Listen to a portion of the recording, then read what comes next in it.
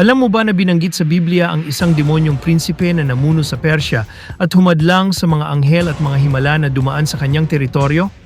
Ang propetang si Daniel ay naghihintay ng mensahe mula sa Diyos, ngunit hindi ito dumating.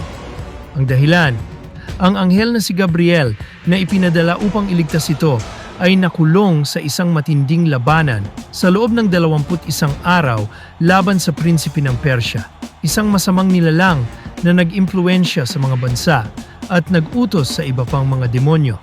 Nang makitang hindi nakarating kay Daniel ang kanyang mensahe, ipinadala ng Diyos ang makapangyarihang arkanghel na si Michael.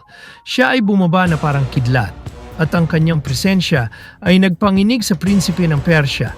Si Michael, na may makalangit na awtoridad, ay nagpahayag, "Nangahas ka bang hadlangan ang mensahe ng kataas-taasan?" Dahil sa takot, hindi lumaban ang prinsipe ng Persya. Sa isang hakbang, natalo ni Michael ang demonyong prinsipe na ito, na nagbigay daan para sa wakas ay maabot ng mensahe ng Diyos ang kanyang lingkod. Naiisip mo ba ang kapangyarihan ng kwentong ito?